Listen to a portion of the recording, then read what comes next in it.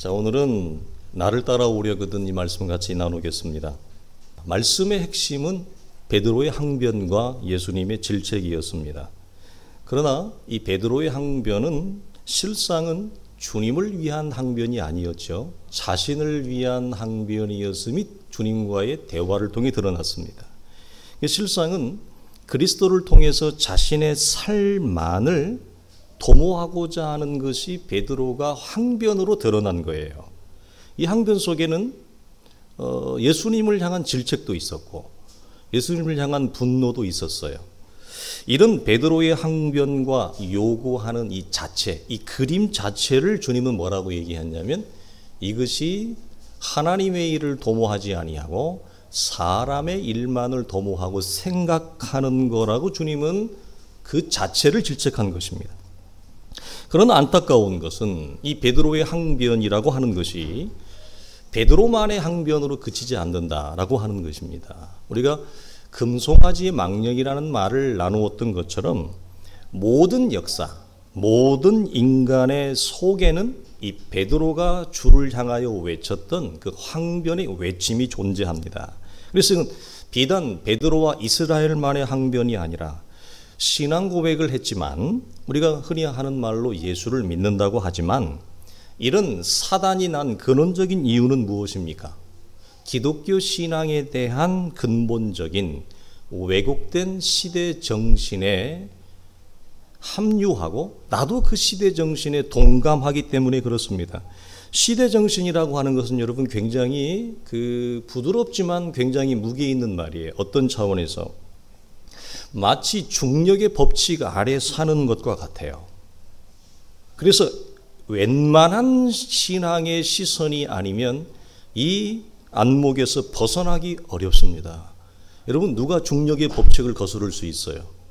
시대 정신이 그런 거예요. 그래서 정말 신앙적인 깊은 사고와 연단이 아니면 이 중력의 법칙에 버금가는 이 인간적인 시대 정신을 벗어난다고 하는 것은 정말 큰 하나님의 은혜가 아닐 수 없습니다. 그래서 오늘 주님은 기독교 신앙을 이런 세상적인 안목과 시선으로만 이해하는 왜곡된 제자들의 육체적인 시선의 그 꺼풀을 벗겨주시는 거예요. 이 껍데기를 벗겨주시기 위해서 주신 말씀이 뭐냐? 누구든지 나를 따라오려거든 자기 십자가를 지고 나를 따르라 이렇게 말씀하신 거예요. 로마가 통치하던 시대에 자기 십자가를 진다는 의미를 모르는 사람은 아무도 없습니다. 이건 배우나 배움이 없으나 나이가 있으나 적으나 이것은 철저히 죽음을 의미했습니다. 그러나 보십시오. 이 말을 들은 베드로가 이 주님의 말씀의 의중을 모를 리가 없습니다. 그러나 이것을 아는 것과 자기 자신의 전 생애가 십자가를 치는 삶의 실제로 나아가는 데는 베드로라고 하는 인생의 전 여정에서 굉장히 오래 걸립니다. 굉장히 오래 걸려요. 안 믿는 게 아니고 신앙 고백을 안 하는 게 아니고 주를 안 따르는 게 아니에요. 그러나 믿고 고백하고 따르지만 제자의 길이라고 하는 믿음의 길이라고 하는 그 삶의 실제 십자가의 자리에 들어가는 거기까지는 굉장한 시간적인 흐름과 시간이 그 안에 여러분 응축되어져 있어요. 우리도 동일하죠. 제자들 가운데서 십자가형으로 순교한 분이 몇 분이나 계실까요? 신약 성경은 이걸 기록하지 않습니다. 그러나 예수님 사후의 초대교회의 자료에 의하면 세 분이 십자가형으로 돌아갑니다. 대표적으로 베드로가 돌아가십니다. 그리고 안드레가 돌아갑니다. 빌립이 돌아갑니다. 베드로와 안드레는 우리가 마태복음 20장을 보게 되어지면 세베대의 아들의 어머니가 와서 예수께 와서 하나님의 나라가 임할 때에 우리의 자식들을 하나는 주의 우편에 하나는 주의 좌편에 앉혀 주옵소서. 이것을 요구합니다. 이게 뭐죠? 시대 정신입니다. 어떻게? 기독교를 철저히 세속적인 안목과 인간적인 필요와 욕구를 채우는 기독교로 베드로뿐만 아니라 그 시대 이스라엘 전체가 그렇게 왜곡된 기독교, 왜곡된 하나님에 대한 안목을 가졌다고 하는 것.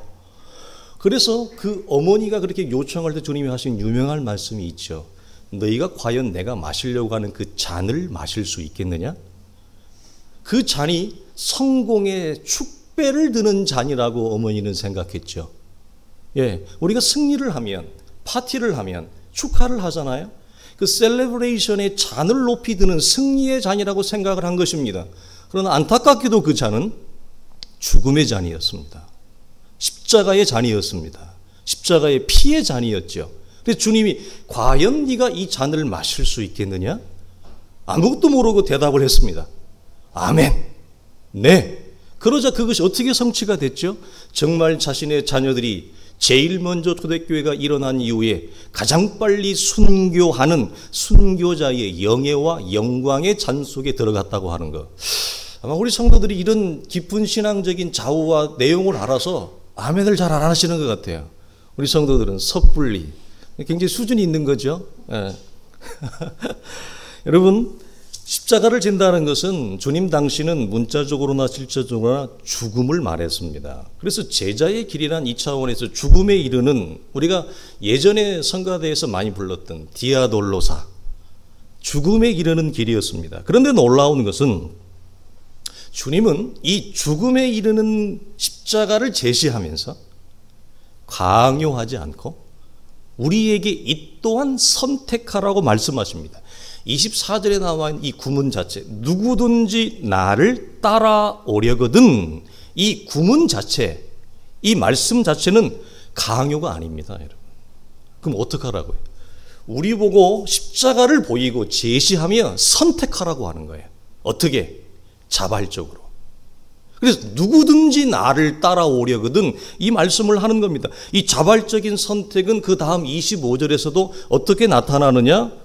목숨을 잃는 것과 얻는 것, 두 가지를 대조하면서 두 개의 길 가운데 선택하라고 우리에게 요청하고 있는 거예요. 여러분, 굉장히 놀라운 거예요, 여러분. 이것은 우린 여기서 한 질문을 해봅니다. 그렇다면 십자가의 죽음이라고 하는 이 죽음을 예수 그리스도는 성부 하나님의 강압과 강요에 못 이겨서 사람 몸을 입고 오셔서 죽으셨을까요? 아니면 아들의 자유로운 선택과 결정이었을까요? 십자가의 죽음은 철저히 아들이신 그리스도의 자유로운 선택과 결정이었습니다. 어디까지나 이것은. 그래서 이것을 주님은 동일하게 이제 제자들을 향하여, 그 시대를 향하여 주님이 이렇게 속과 겉을 뒤집으면서 말씀하는 거예요. 어떻게? 우리를 향하여, 애들아, 내가 너희들에게도 십자가의 길, 제자의 길을 보인다. 그러나 이것은 어디까지나 강요가 아니라 선택이다. 이렇게 우리에게 말씀하고 있는 거예요. 신앙 고백 이전이나 신앙 고백을 한 이후나 신앙 고백한 이후에 진짜 십자가를 지는 실제의 자리, 우리 이것을 지지난주 수요 시불에서 말씀해서 존재가 존재의 일치가 되는 삶이라 그랬어요. 우리가 이걸 전통적으로 얘기하면 고백이 고백의 삶과 일치하는 고백적 삶이다. 그러나 하나님의 자녀된 자의 존재가, 그 존재의 역할이 충만하면 나타나는 게 뭐냐면 일치가 돼요.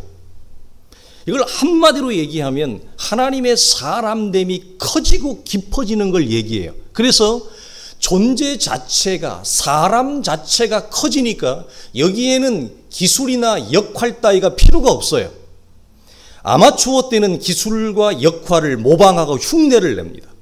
그러나 프로가 되어지면, 깊어지면 기술과 역할이 커지지 않아요. 모든 예술 분야도 마찬가지예요. 그 존재가 커지면 그 존재됨이 기술과 역할을 뛰어넘는 풍성함으로, 충만함으로 드러나죠. 그래서 사람들은 거장의 연기에, 거장의 연출에 감동하고 감격하는 이유가 그거예요. 아마추어는 기술이 좋지만 감동이 없을 수 있잖아요. 그래서 하나님의 자녀된 자가 이 존재가 커지면 존재의 역할과 가치가 우리 안에 일치로 드러나요. 이 놀라운 거예요. 그래서 그런데 이 자리에 이를 때까지 주님은 어느 한 지점에서나 강요하지 않아요.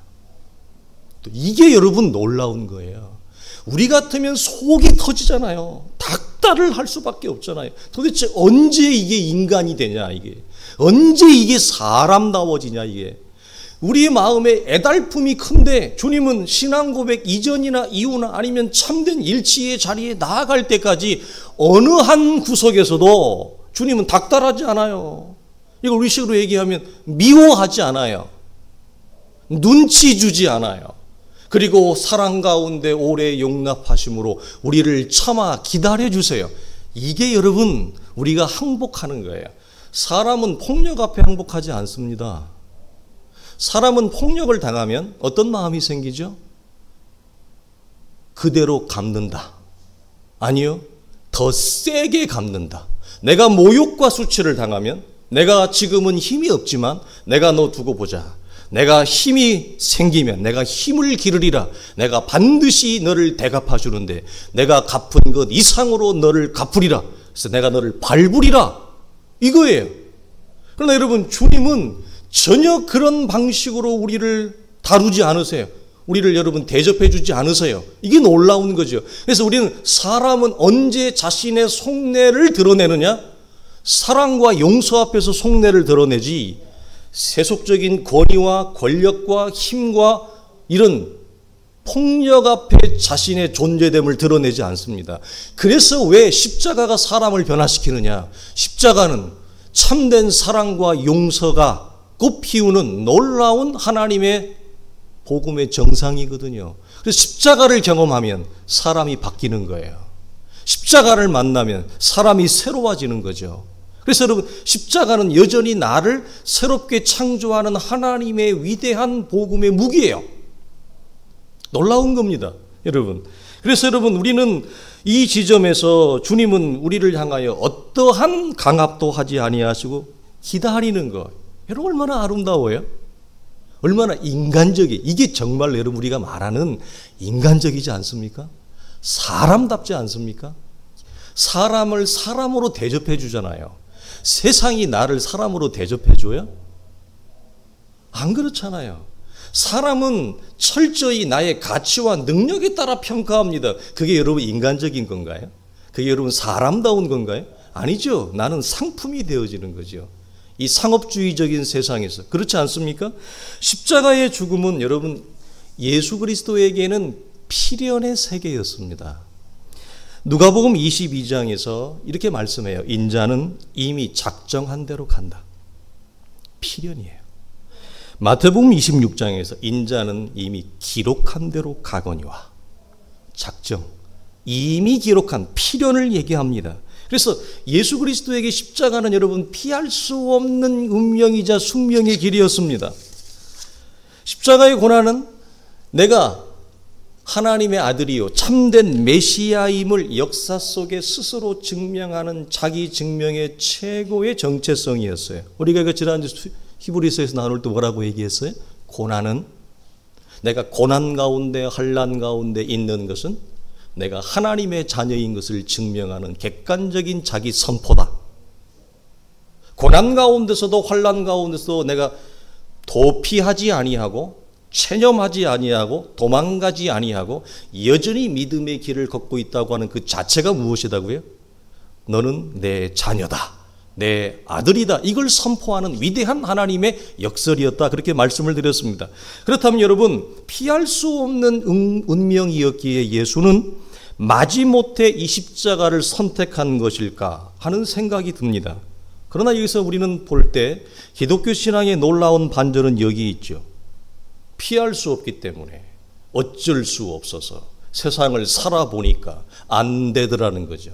내가 원하는 대로 안 풀리더라는 거죠. 안 되니까 어쩔 수 없이 마지못해가 아니라 자발적인 자유로운 선택을 통해서 사람 몸을 입고 이 땅에 오셨어요. 그래서 빌립보서 2장에 이걸 뭐라고 사도가 얘기하냐. 죽기까지 복종하셨으니 십자가의 죽으심이라. 이 말씀은 주님이 자발적으로 순종을 선택해서 사람 몸을 입고 십자가의 정상에 섰다는 얘기입니다. 누구의 강요나 강압이 아니에요. 여러분 놀라운 거죠. 주님은 이제 십자가라는 여러분 필연의 세계를 동시에 우리에게 보이시는 거예요. 당신이 십자가라고 하는 사람 몸을 입고 필연적인 이 세계에 오신 것처럼 우리를 향해서 동일하게 필연적인 세계를 주님이 우리에게 보이시면서 우리에게도 마지못해 가는 길, 어쩔 수 없이 가는 길, 그래서 선택하지 않을 수 없는 이런 한계를 얘기하는 것이 아니라 이것을 기꺼이 자발적으로 순종하여 선택하라고 하는 놀라운 하나님의 초청입니다. 그래서 여러분, 제자의 길이란 그리스도의 길과 같잖아요. 어떤 차원에서 같아요? 십자가라고 하는 필연의 세계에서 같죠.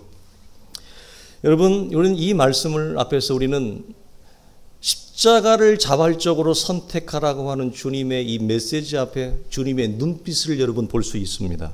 나의 눈망울을 부드럽게 바라보시면서 필연의 길을 선택하기를 하나님이 응원해요. 우리 보고 격려해요. 그리고 주님이 나를 향해서 내 얼굴 물끄러미 따뜻한 얼굴로 바라보시면서 여러분 나를 응시하고 있다고요.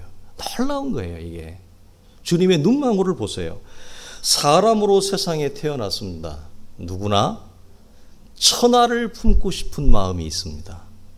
누구나 사람은 이 천하를 얻고 싶은 욕망과 십자가라고 하는 필연의 길, 이 양 사이에서 주님은 나에게 선택하라고 얘기하는 거죠. 어떻게 하시겠습니까? 천하를 얻고 싶은 마음을, 그 길을 택하겠습니까?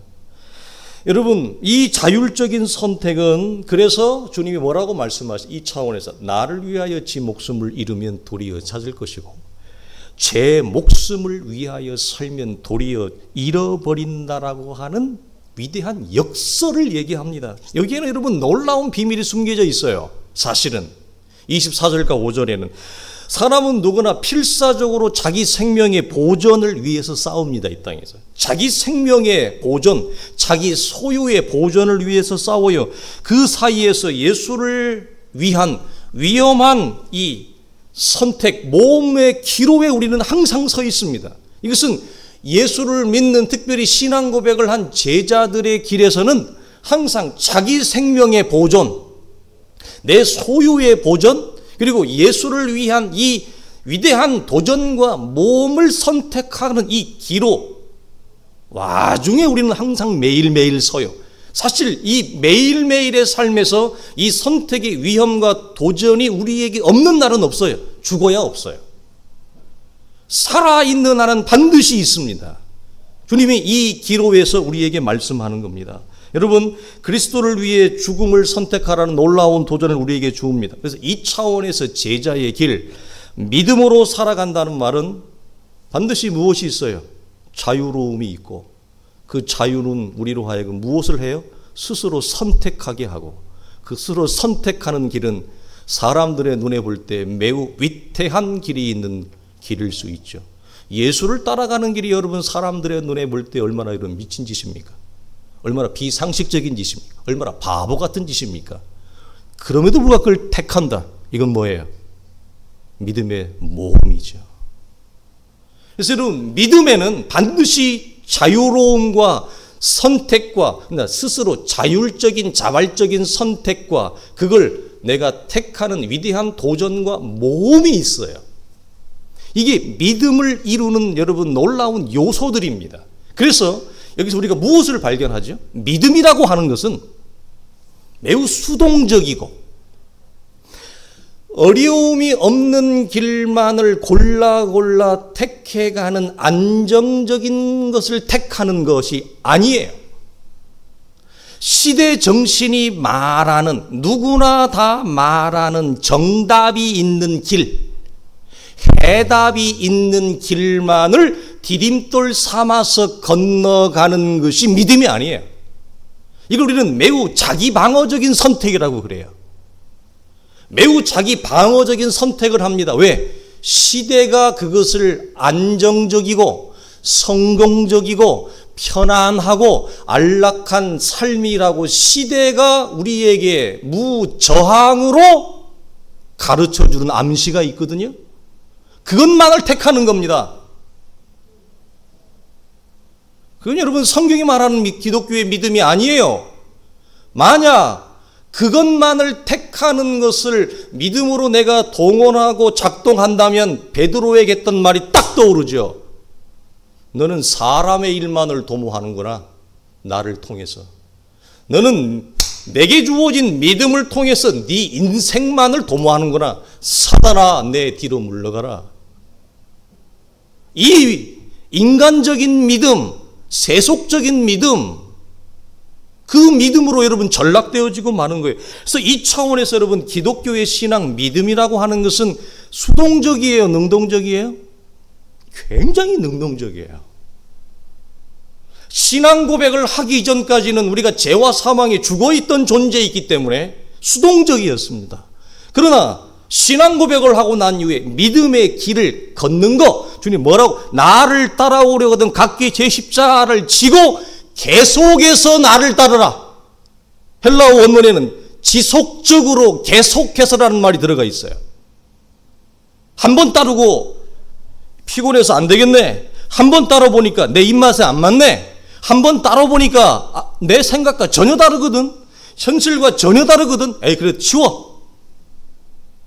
이게 아니라 계속해서 나를 따르라. 이게 헬라 원문에 들어있어요. 이런 지속적인 믿음의 길을 선택하는 것은 여러분 수동이에요? 능동이에요? 능동이죠. 그래서 이 차원에서 기독교의 신앙은 외부의 외압이나 강압이 아니라 하나님과의 관계 안에서 내 자율적인 자발적인 선택과 능동적인 선택으로 매우 적극적인 신앙이 되는 거예요. 이 차원에서. 그래서 예수를 깊게 알아가면 두 가지가 공존하는데 말할 수 없는 차분함과 그 동시에 아주 활기차고 기운차고 활력 있는 적극성이 보여요. 두 가지가 다 있어요, 사람 안에. 맨날 처지는 게 아니에요. 맨날 붕 뜨는 게 아니에요. 조건 없이 근거 없이 붕 뜨는 게 아니에요. 그 백치죠, 그러면. 이유도 없이 조건도 없이 맨날 까닥까닥까닥 웃으면 그게 여러분 정상입니까? 백치죠, 그건. 조건 없이 근거 없이 사람이 뜨는 게 아니라 이 신앙의 내용과 근거 때문에 우리는 여기서 오는 영적인 담대함 때문에 영적인 활력의 차원에서 적극적이고 말할 수 없는 하나님과의 관계에서 주어지는 영적인 넉넉함과 풍성함과 충만함이 주는 그 너그러움이 주는 차분함, 이 두 가지를 동시에 다 가지고 있어요. 이 아름다운 성도입니다. 믿음의 성도입니다. 그래서 사람은 어떻게 하든지 자기 생명과 소유의 보존을 위해서 항상 안전하고 방어적인 선택만을 한다. 여러분, 기독교 신앙이 아닙니다. 여러분, 그걸 사람들은 그걸 똑똑하다고 그럽니다. 공부 많이 해서 머리가 똑똑하다고 그럽니다. 그런 선택을.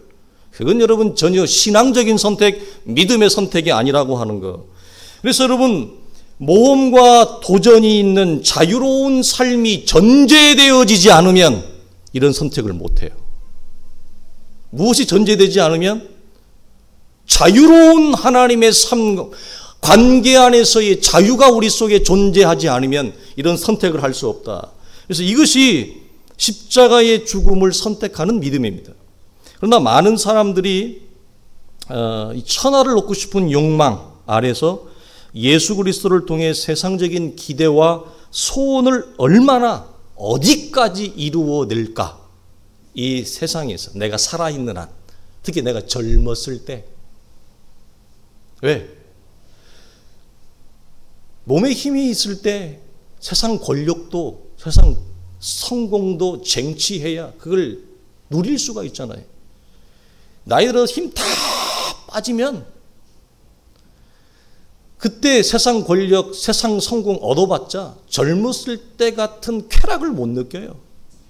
그러니까 예수 그리스도를 통해서 이 땅에서 얼만큼 어디까지 내가 이 세상적인 기대와 소원과 성공을 이루어낼까 하는 각 축장 서로 경쟁하는 것이 오늘날의 기독교가 되었어요. 거기는 십자가가 없어요. 십자가는 있는데 그것은 뭐예요? 명분으로만 있죠. 정치적인 명분. 저는 정치를 되게 싫어합니다. 그래서 정치적인 명분으로만 기독교를 상품으로 동원하는 사람들, 그리고 십자가의 길은 걷지 않는 사람들, 그리고 이 세상에서 십자가를 통해서, 예수를 통해서, 기독교를 통해서 내가 원하는 바를 이루고 축적하여 세상적인 성공과 권력에 힘을 갖고 싶은 자들, 그런 자들이 대형교회로 몰아들고 있어요.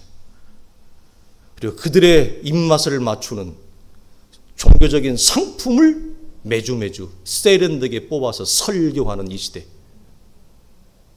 서로가 서로 자화자찬하는, 하나님의 교회입니까? 수치입니까? 수치죠. 여러분, 그래서 기독교 신앙이라고 하는 것은 도리어 자기를 비워 종의 형체를 가져 사람들과 같이 되셨고 사람의 모양으로 나타나서 죽기까지 복종하셨으니 곧 십자가에 죽는 기독교예요. 죄에 대하여 바울은 이렇게 얘기합니다. 세상에 대하여 나는 죽었다. 왜? 하나님에 대하여 살기 위함이다. 죄에 대하여, 세상에 대하여 죽지 않는 기독교, 주님 25절에 뭐라고 말씀했다고요? 나를 위하여 네 목숨을 버리지 아니하면 너는 세상에서 성공을 거둬 사실은 너는 잃는 거야. 생명을 잃어버리는 거야. 아무 가치도 없어. 그 말을 하십니다. 여러분, 십자가라는 필연적인 죽음을 선택하는데도 이것이 도리어 생명을 얻는 것이라 주님은 왜 말할까요? 여기에서 여러분 위대한 반전이 있습니다. 우리에게는 부활이 있기 때문에 그래요. 24절은 십자가를 말하는 거고 25절은 부활을 얘기하는 것입니다.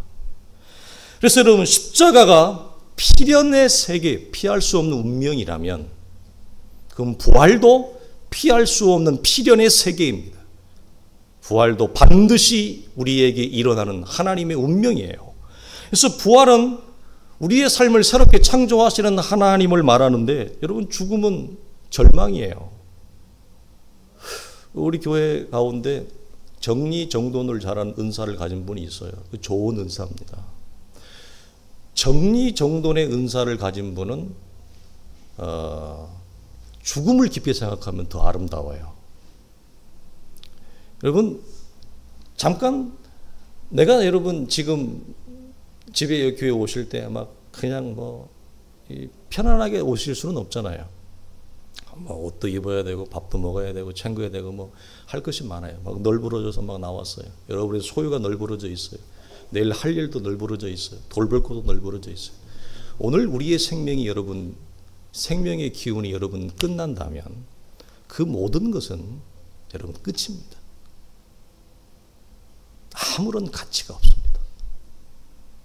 인생이 그겁니다. 아무런 가치. 그래서 죽음이라고 하는 건 가치의 소멸이에요. 생명의 가치의 소멸. 아무도 나를 찾지 않습니다. 여러분, 그 죽음의 절망, 그 절망의 자리에서 주님은 무엇을 얘기하냐면 부활의 새로운 창조와 아침을 얘기해요. 우리에게는 왜 십자가라고 하는 필연의 세계를 걸어감에도 불구하고, 선택함에도 불구하고 주님이 생명을 얻는 것이라 말하느냐? 그것은 우리에게는 부활이 있기 때문에 그렇습니다. 우리가 정말 여러분 부활을 믿는다면, 부활의 위대한 하나님의 창조를 믿는다면 십자가를 선택할 수 있지 않겠어요? 안 그렇습니까? 생명을, 아브라함이 이삭을 통해서 얻은 약속의 자녀를 마지막 100세가 되어서 난 아들을 하나님 앞에 드리면서 마지막으로 이삭에게, 아브라함에게 주었던 하나님의 계시의 충만함은 뭡니까? 아들을 드림으로 다시 살리는 창조의 주님을 거기서 모리아 산에서 아브라함에게 계시하는 겁니다. 그래서 신약은 이걸 뭐라고 얘기합니까? 이삭은 죽은 셈이다. 죽은 바 되었다. 우리가 정말 부활에 신령한 하나님의 역사와 손길을 우리가 여러분 신뢰한다면 당연히 십자가의 길, 필연의 세계를 걸어갈 수 있는 길을 기꺼이 능동적으로 자원하여 선택할 것입니다. 그러나 우리에게는 그것이 먼 산처럼 보입니다. 남의 살처럼 보입니다. 전혀 감각되어지거나 감지되어지지 않습니다. 그래서 오늘 주님이 나에게 십자가라고 하는 필연의 세계에 초청하지만 우리는 예수를 믿었지만 십자가를 지는 삶의 존재, 일치가 되어지는 실제의 자리에는 가기가 두려운 것입니다. 싫은 것입니다. 그래서 어찌하든지 이 땅에서 자기 생명과 자기 소유를 보존하기 위한 영적인 영민함과 영적인 방어적인 선택만을 하고 있어요. 주님이 우리에게 여러분 그것을 우리에게 초청하고 거기에서 결단하라고 얘기하는 것이죠. 여러분 부활은 죽은 생명의 가치를 다시 살리고 새롭게 창조하는 거예요. 이 차원에서 주님은 다시 창조되어지는 생명을 우리에게 뭐하고 있어요? 보증하고 있어요. 무엇을 통해서? 네가 십자가라고 하는 필연의 세계를 네가 택하면 반드시 너는 부활이라고 하는 필연의 세계로 다시 일어날 거라고 하는 이 사실을 뭐하고 있다고요? 개런티하고 있다고요. 보증하고 있다고요. 이것이 나를 따라오려거든 각기 제 십자가를 지라를 주님이 우리에게 이렇게 환영하면서 여러분 말씀하고 있는 것입니다.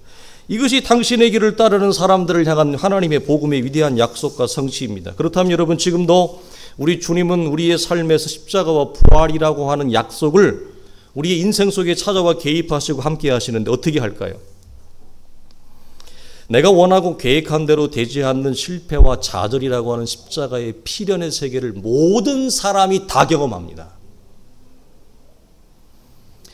예수를 믿는 우리는 영적으로 원리적으로 그리스도와 십자가에 연합되어져 이미 죽었습니다.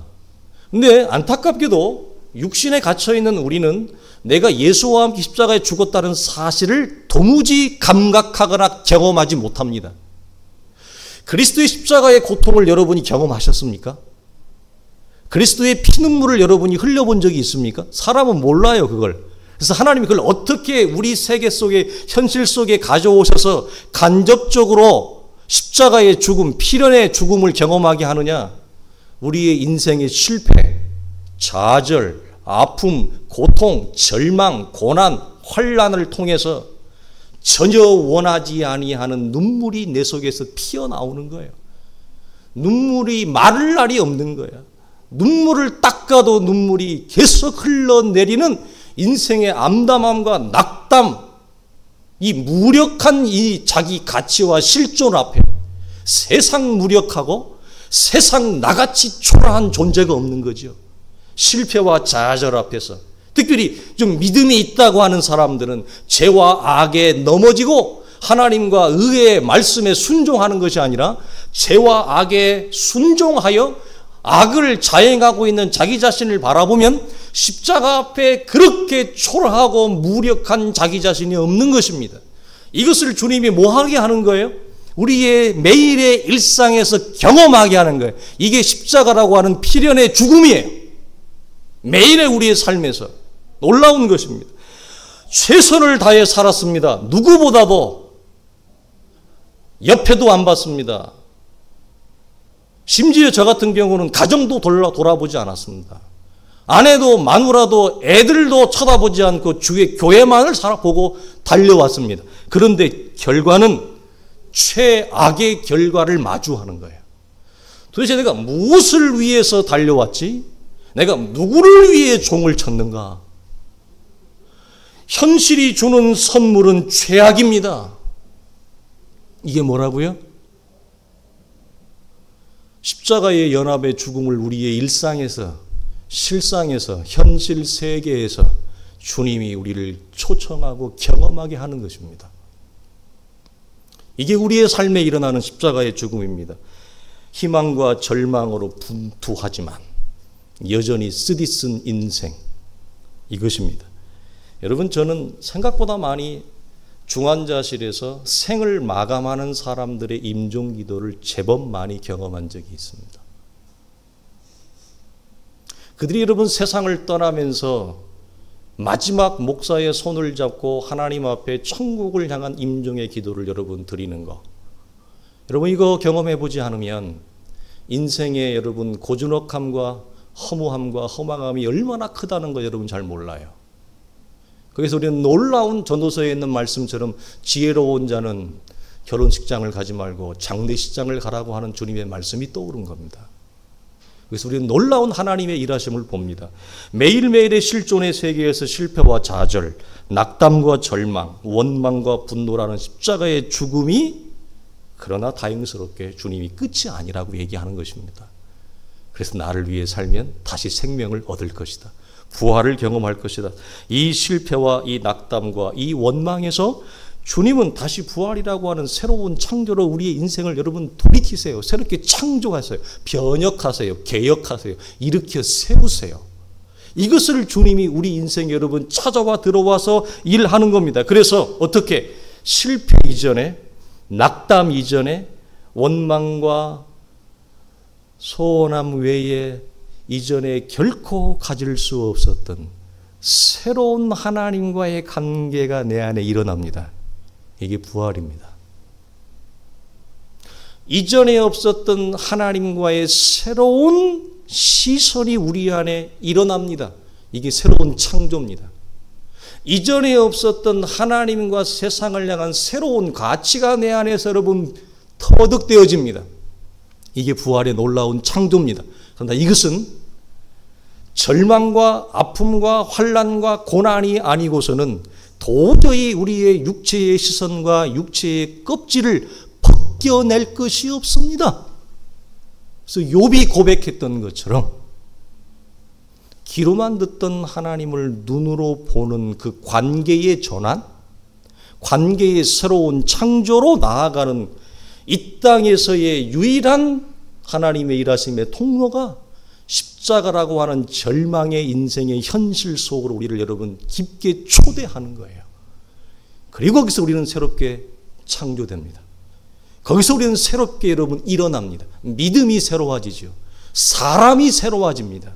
생각이 새로워집니다. 말이 새로워집니다. 안목이 새로워지는 전인적인 하나님의 자녀, 참된 제자의 형상, 하나님의 아들의 형상으로 우리가 다시 어떻게 해요? 죽고 일어나는 거죠.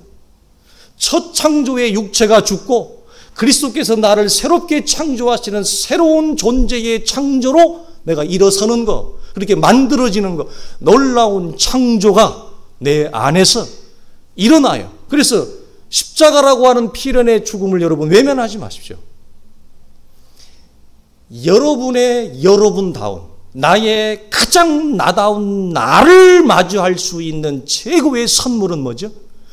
필연적인 십자가를 내가 오늘 기꺼이 선택하는 것입니다. 그것도 자발적으로, 능동적으로.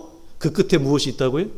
나를 새롭게 창조하시는 하나님의 위대한 부활의 역사, 그것을 여러분이 마주할 것이고, 거기에 하나님의 샬롬이 있고 하나님의 충만함이 있고 하나님의 은혜가 있을 줄 믿습니다. 기도하겠습니다.